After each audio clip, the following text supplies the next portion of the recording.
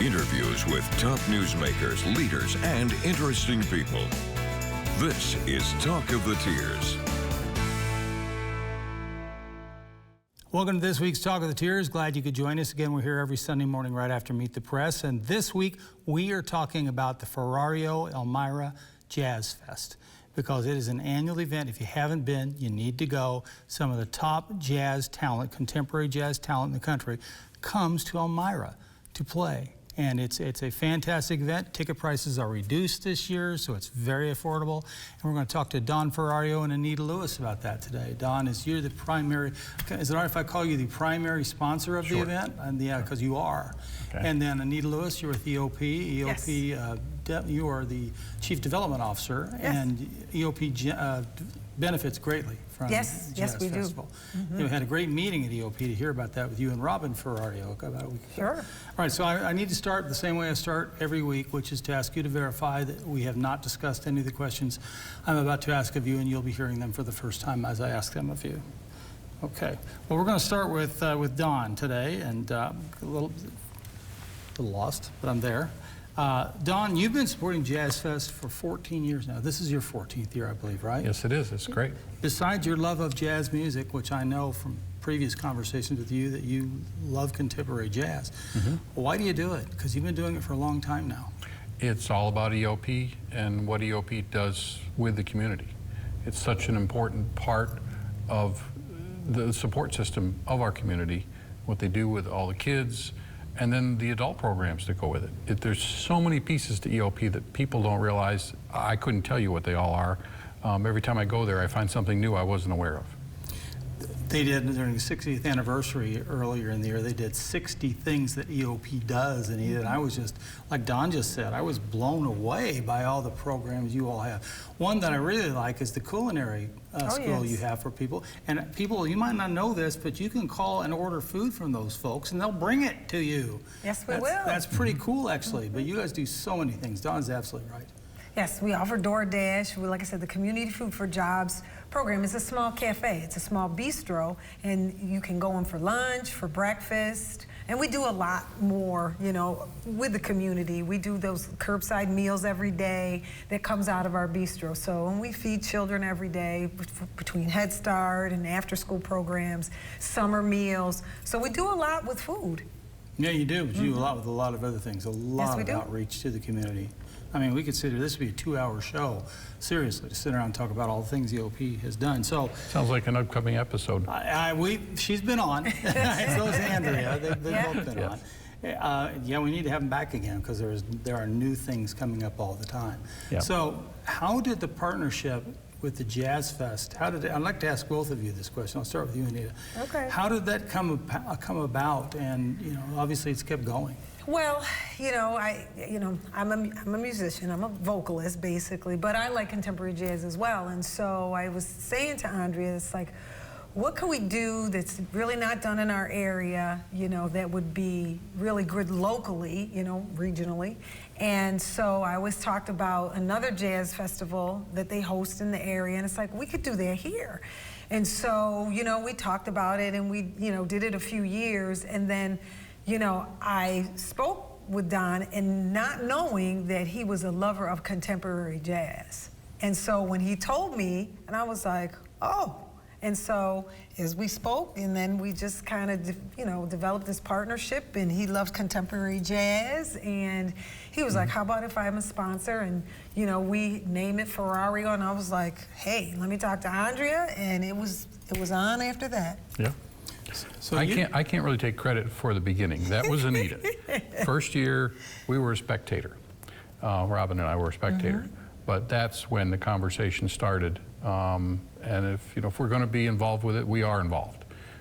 So we are involved with Andrea and Anita in managing the show. My role is finding the artists, which is fun.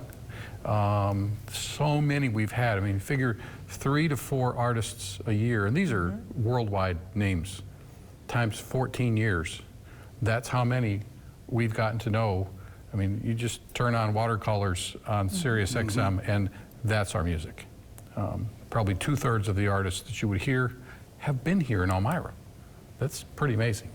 Yeah, Watercolors is on the preset, one of the presets in my car, for sure. But, okay, so you've been doing this now for 14 years, though. I would imagine year 2 was the year you first started booking the acts. How was that the first year, and has it gotten a lot easier since then? Because, as you just said, you've made all these relationships now. Oh, yeah, it is definitely easier. First off, I have their phone numbers to most of them now, so that makes it easier. But it's them or their agents. But now we have artists soliciting us because we have the name. You know, it used to be we would call and say, and they'd say, Elmira, what country's that? Okay. But now they see us out there and they want to, you know, can we sign up with you for next year, 2 years from now, something like that. And we've had artists from all over the world. So it's fun. Yeah, I've been twice. It's a great event. I mean, I know I'm not supposed to be making endorsements, but I'm going to make one for this because it is truly, it's fun, it's different, and the music is just excellent. Really well, we're out there for the whole day, whole afternoon. Right. And it's the whole family. This isn't just go to a show. You know, you bring your outdoor chairs, bring your alcohol if you want. You can bring your food, but there's plenty of it there to buy, both from EOP and other vendors. The kids are free. It's just a fun day in the park in Horseheads. Some of the kids don't even watch the show. They just go play. That's fine, and the parents watch the show. It's just a huge outdoor event for the whole family. Yeah, and everybody gets along. Yeah. It's pretty cool. I mean, it's like a big family thing with all the people that show up because they're sharing, they're talking, everybody knows how you doing, everybody knows everybody. It's pretty cool. All right, we'll be back with Don and Anita in 2 minutes, so please stick around. We're talking Jazz Fest this week on Talk of the Tiers. We're going to get right back to it. Don, the first couple of years, I know you probably had a little bit of problem finding artists, but you did it. And now you've had people like Rick Braun, who's one of my favorites, and Ben Tankard. When you set your eyes on somebody, you go get them. How did you start? How did you go about doing that? I mean, I know people, you just said people come to you now, but how did you manage to get it going? Well, both of those examples were ones that I chased for 2 or 3 years, both in terms of getting on their schedules and our schedules. COVID messed up a little bit of that. But some of these relationships build over time. And it's not that they don't want to come, they have other events. And we have to coordinate when they're going to be in this part of the country to control the cost. So yeah, I mean, sometimes it takes years. Yeah, but I imagine coordinating those tour dates could be probably a pretty daunting thing sometimes because they're not going to get on a bus in Sacramento and drive straight through to Elmira. No, no. Yeah, so is that the hardest part, coordinating that and getting physically getting them here, the artists handle that themselves. We're responsible once they get into town. We have to pick them up at the airport, take them back to the airport, and everything in between. So what's it like doing hospitality for some of these acts? That was a question I was going to ask down the road because whenever I interview an artist, I always ask about writers, contract writers. Do any of these acts have anything that it's a little bit out there as far as what they're asking for? Not really. I mean, in some of them, even with the writers, with the, their back lines, and that's very detailed. But like their food needs, right? Sometimes they do come with very specific food needs. So we accommodate them. And so we get them their food on Friday, and usually at the festival is where they eat. Once they perform. But yeah, sometimes their requests come a little. But then I'll call or I'll talk to the manager. They're like, not really. We need to just have this and this and this is fine. And usually I will offer, this is what we can do. How about this? How about this? How about this? And they're like, great, this is great. Because I think sometimes hospitality-wise, I think some of the artists don't get treated real well. Oh, really? Oh, yeah. And I think they experience that, but what they experience with us is really, like Don said, family and very friendly, and anything that they need, we get to them. You know what I mean? Right. If they need something. So we're pretty accommodating. I assume that since they like what they get to eat here and how they're treated here, that's another part of, like Don said, they're talking about it and they want to come back. And they all have friends. Yes, they do. Yeah. Yes, and that's how we get some of those referrals. Because I've heard some stories from some of them that, not so great experiences at a particular venue, but they all want to come back to Elmira. Wow. That's really good to hear because, I mean, it's interesting to me how many people visit Elmira and then want to come back. And I think people who live here, they can, it's Elmira. But if you come from someplace else, you come to visit, you go, well, I like it. Because I've only been here 3 years, and I really like this place. And I think a lot of people like me who haven't been here long, they do. So it's good to hear that the artists like one that. of our longtime artists, Marcus Johnson, has adopted us. He's from the Baltimore, D.C. area, and he's been coming here on and off, not every year, for over 10 years. And he has adopted EOP. He comes here now on his own just to be with the kids. Really? Nothing to do with getting paid or for shows. He just loves EOP. And he was our very first artist ever in 2012, Marcus Johnson. Really? See, then you guys aren't just recruiting jazz musicians, you're recruiting allies. Absolutely. That's outstanding. I just interviewed a musician who was doing a concert at LECOM, and she told me, we come here because we get treated so well. So now I'm hearing it from a second source. That's really nice. Okay, well, we're Pink this year. What's that about? So Jazz and Pink, you know, Don, he saw them first. And so Jazz and Pink, they are all female artists, and they wear pink. So we say to everybody, wear your pink that day. You might get something special that day. So we're still figuring all that out, but wear pink. I have a great pink golf shirt that would fit it really well.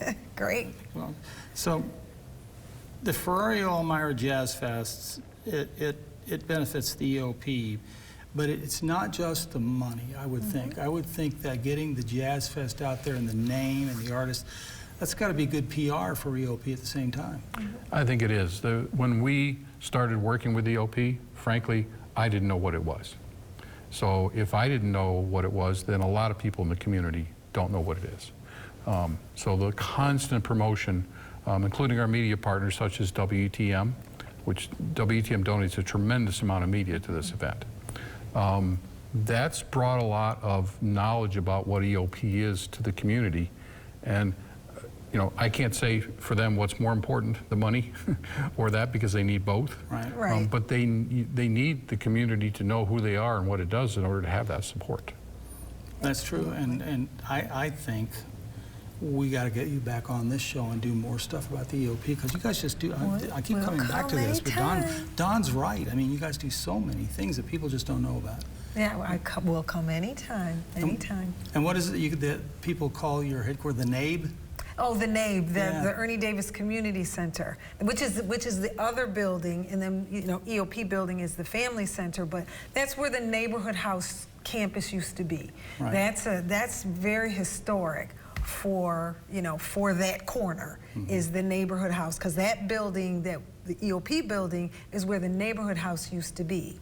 And the neighborhood house was really child care, life skills, working with kids, working with parents. That's what the neighborhood house was for all different types of people. You know, they had roller skating, they did archery. And so some of that we don't have today, but a lot of it we do have today. We have childcare, we have adult literacy, you know, we have after school programs, we have, you know, cooking classes, after school cooking classes, that kind of thing. So it's kind of, we've evolved from the neighborhood house, you know, the EOP, you know, 2025, this is where we are. But we still need the support. As Don said, we need the support, we need funding, especially today with everything that's going on. You know, we are caught in some of that funding. You know, federally funded, you know, state funded. We're getting caught in that. And that, once again, it's like a domino. It is going to affect people. It is going to affect children, adults. It's going to affect communities. So, you know, it's not really all about the money. You know what I mean? It's about service. It's about funding. It's about expanding more programs and all of that. So, yeah, it's a lot. It's a lot going on over there. Yeah, you guys work on it 24/7 almost. Yes, we do. All right, we'll be back. We'll talk more about Jazz Fest in 2 minutes. Please stick around. Welcome back to Talk with the Tears. We're talking Jazz Fest. Don, I want to hit you. This is Don Ferrario. He's the primary sponsor of the Jazz Fest, also the owner of the Ferrario Auto Team. I'll throw that in there too. We were talking before we came out here. Tickets are, you guys knocked the price of tickets down substantially. And so people can show up and buy a ticket on the day of the show, isn't that correct? They can. The Jazz Festival website, elmirajazzfestival.com, is where you would go to learn the schedule and what's going to happen that day. And from there you can buy tickets in advance, which we'd encourage you to do. You can buy them at the gate. You can buy them in person at EOP. Okay? But yeah, the big deal is we've reduced the price to $35 this year. And kids have always been free. Right. So you combine that with free kids, and it's a very inexpensive day for the family. And we did that because we just want to expand the reach so more people can afford to come and enjoy this great music. And it is great music. Who are the headliners this year? Either one, if you could take that one. Well, Jazz in Pink, and I know that there's three ladies. So we got Paula Atherton. Go for it. Okay, is sax. Okay, Gail Johnson is keyboard. And interesting, Brooke Alford is violin. And if you haven't heard jazz violin, this is something special. It's not an orchestra violin. This is going to be dancing and hot music.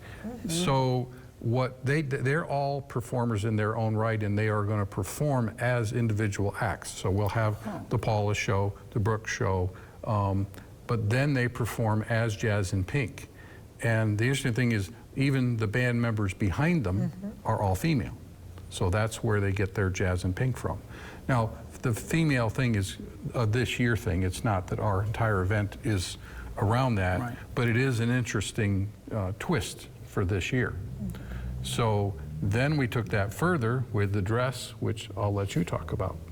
So with the dress, we are encouraging people to wear pink that day, and like I said, we're still working it out, but there may be something special for the people that wear pink that day. So that's a great tease, man. It is. And so, you know, and that we support them. Like I said, I don't know, you know, where Jazz in Pink plays a lot, but we want to make them feel welcome here in our area. And so we're all gonna support what they do, which is wearing pink. Here's something I want everybody who's watching to understand. $35 to come to see this show, and these are all artists that chart. They have hit after hit, and they're coming to Elmira. I saw the same show in Reading last year and paid $60. Same show. This is a great value. Yep, sure is. Well, every year you bring in artists, and it's just disappointing to me that people don't think, man, I've really got to go out and see this, because in Elmira you don't often get to see musicians that are really at the top of their game, at the top of the charts, and with Jazz Fest you do. Yep. So it's very up close and personal.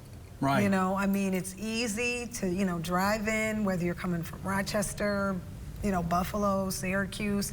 It's on, off, easy seating. It's just up front and personal. Yes. Very, very nice. Really laid back. Very laid back. Very laid back. All right, now I'm going to ask you both a personal question here. You can answer it if you want to. You don't have to. I'll start with you. What are some of the acts that really stand out to you over the last 14 years? Oh boy, so over the last 14 years, I would say Rick Braun for sure. He was great. Vincent Angala, Marcus Johnson, of course, he was our very first. Even Mesa, she was great. I mean, we have had so many acts, and they've really all been good. Ben Tankard, he was great, and we had him 2 years in a row just because of, you know, some weather issues. But I mean, it's hard to pick, but we've had some great ones, that's for sure. Don? Yeah, I don't think I could put favorites on. A lot of them. I mean, they've all become my friends. Everyone that you name, I'm on first name basis with every one of them today. So there have been so many, and like we said earlier, if you just turn on watercolors, you're going to hear the people we've brought to this market. Right.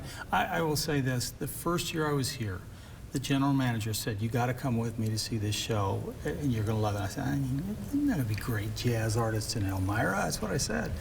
So I went, I'm going, the whole time, and ever since then I've just been a huge fan. I mean, I don't think people I keep saying this, I got to keep going back to it. I don't think people understand the quality of artists that you bring in. They really are. They're world-class talent. They're not bar bands. They are world-class talent, and it's a really good show. For $35, Come on. So how big of a volunteer force does it take to pull this thing off? Oh, boy. Oh, well, our staff, because we're all invested in this. So our staff, you know, volunteer that day. We have some community volunteers, so it's quite a few. I'd say, you know, we probably 25, 30 volunteers, you know, and, you know, you can call me. You know, we love to have volunteers to, you know, help us have people park and help people with a handicap and that kind of thing. But we're very invested as an agency, so a lot of our volunteers come from our own staff. And they're hustling. Yes, they are. All right, we'll be back to wrap up this week's edition of Talk of the Tiers. Hope you stick around. Back to wrap up this week's Talk of the Tiers with Don Ferrario and Anita Lewis. So, Jazz Fest is Saturday, August 16th, rain or shine, correct? It is. Or what else? What do you want people to know in about a minute? We got about a minute, 20 seconds left. What do you want people to know? We want them to know ElmiraJazzFestival.com, ElmiraJazzFestival.com. We want them to know great artists, a great time, only $35. Kids are free. It's all for Economic Opportunity Program of Chemung and Schuyler County. And if they don't buy a ticket, you can't bring them good jazz That's music? right. But we will have a great time. Yes, we will. And wear pink. Don't forget, wear pink. And tickets are? $35. You can buy them at EOP. You can buy them online, like Don said. And I know we've had some people, just as a note, they have bought already prior to, so we will have a little something to make sure we discount back the people that have already bought their tickets for $45. Okay. So, well, I'll make a plea to everybody, because this market is, people buy tickets very late for everything. And if you can buy early, it gives them an opportunity to understand how much food, how many vendors, all that sort of stuff. It really helps.